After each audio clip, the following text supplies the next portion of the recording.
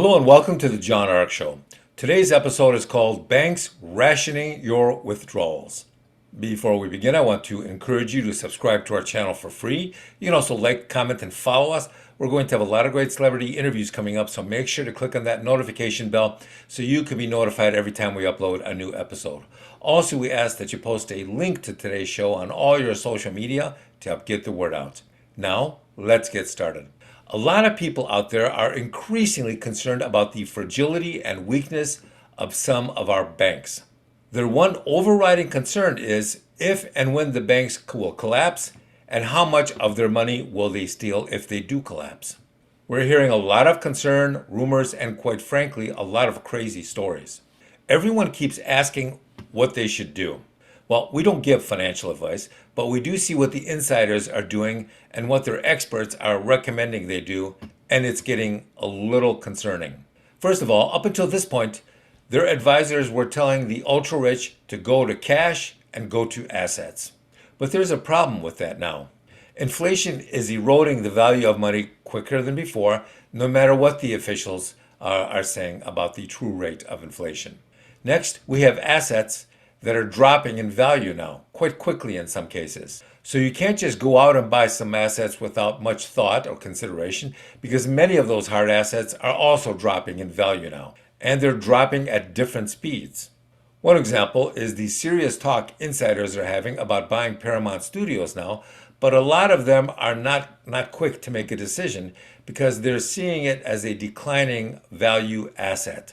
The real question now is, how fast is it declining? What is its current value? And what will its valuation be in 12 to 18 months after the election?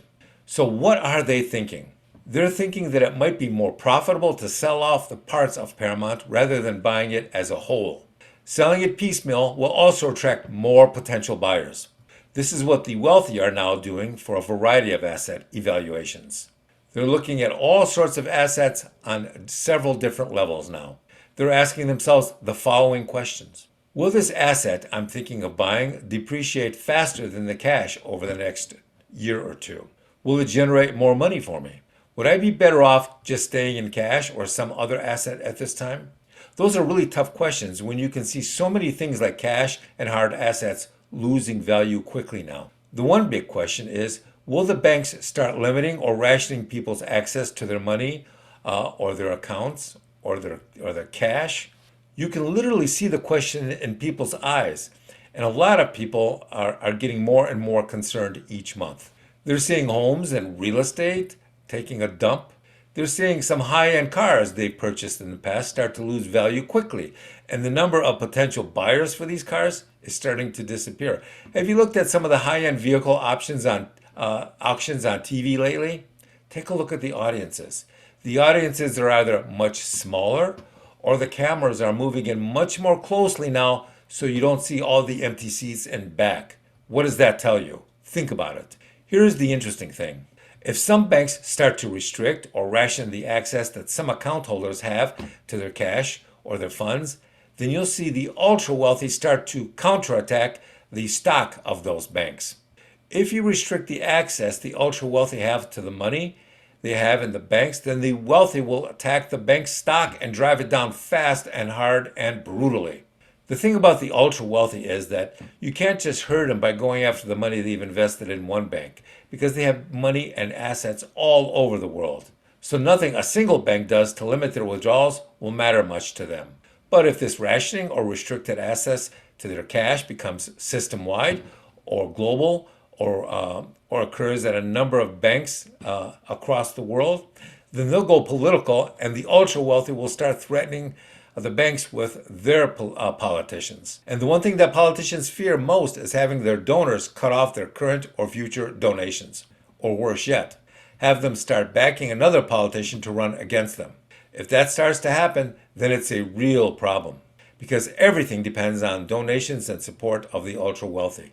And if you burn them, then they can shut your lights off pretty quickly and pretty easily. So banks are very leery to go after the wealthy. So here are the questions that the ultra-wealthy family financial offices are asking. Will this happen?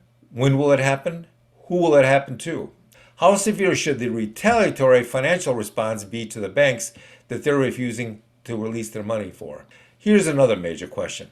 If this does happen, how much advance notice will their inside contacts give them about the rationing or release of their funds? Will it be hours, days, weeks? We suspect that will depend on the strength of their political contacts. Now, what about the small guys and the small account holders? Well, we believe the banks will cut their throats just as easily as they've done in the past. So, if they do anything, they'll have to form a group in order to help protect themselves. Right now, everyone is hoping and praying that there'll be an end to all these financial calamities and activity, but it doesn't look like too much is going to change before the presidential elections. But after that, they believe it's all bets are off.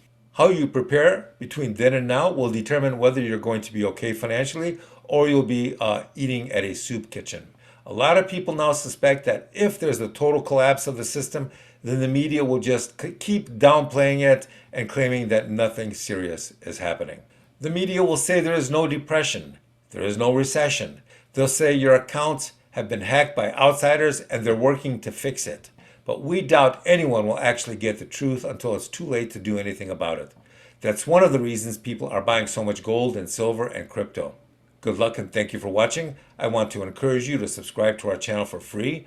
You can also like, comment, and follow us. We're going to have a lot of great celebrity interviews coming up, so make sure to click on that notification bell so you can be notified every time we upload a new episode. Also, we ask that you post a link to today's episode of our show on all your social media to help spread the word. Thank you, and we shall talk to you soon. Bye-bye.